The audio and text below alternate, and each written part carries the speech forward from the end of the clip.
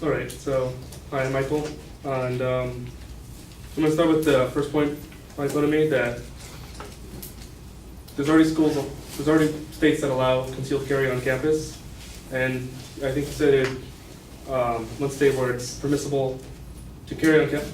It's only permissible to ban it in a building that's adequately secured, but and he says that saves costs in the long run by allowing teachers to be able to carry weapons on campus. But that doesn't take into account the fact that insurance companies aren't very fond of this idea. For example, in Southern Oregon, in Jackson County, there are the costs to insure and train the teachers to safely carry arms on campus would exceed $50,000 per year, which is a really high cost for the school to take on.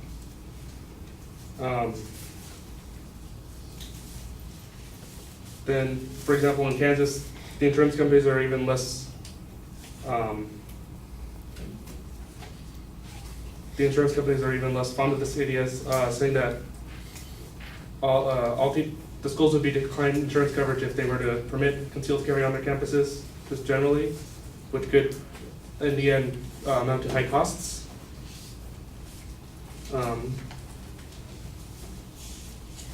So secondly, my opponent claimed that there's a deterrent effect by having guns in places, but according to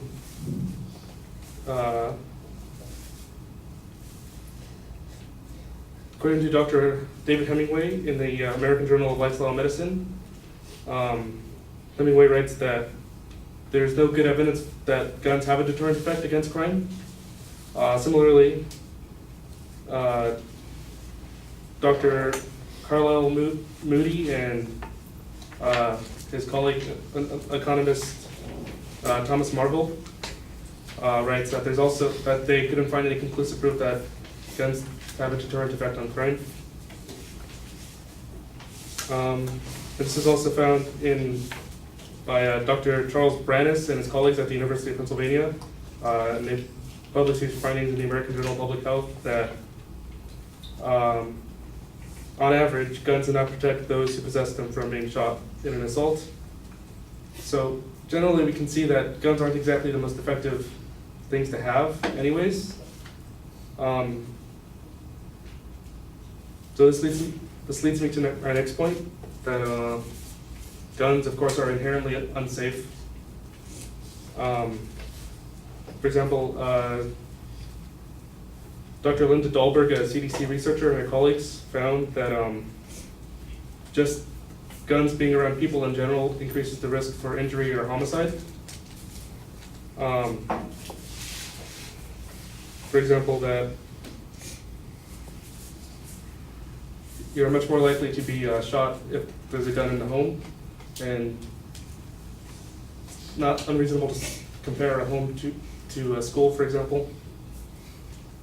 So we could potentially say that that risk would also be brought to the school where there are guns at schools.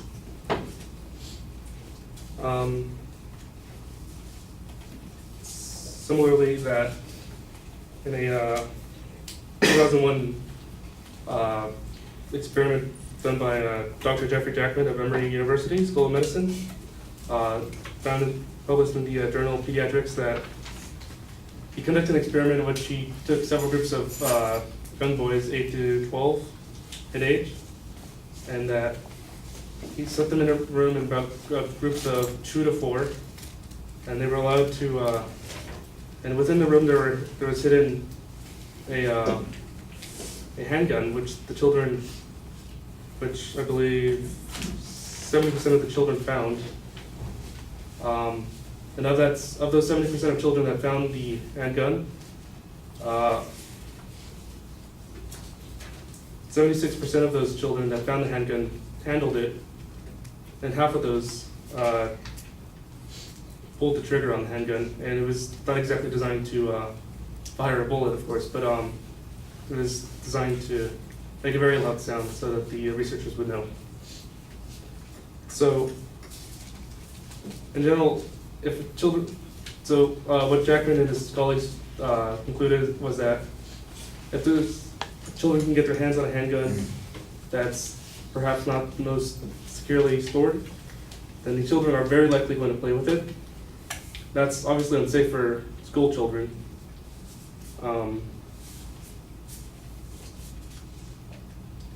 So when we consider the point that my opponent made that it's better safe than sorry to have teachers carrying concealed weapons, then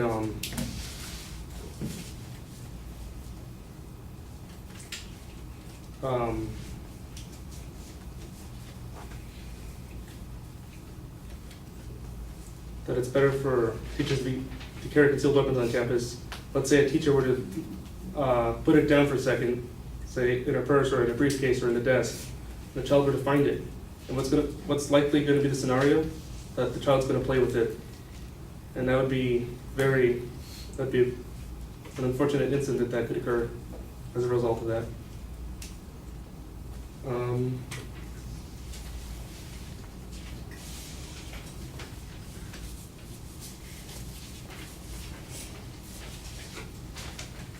that's it.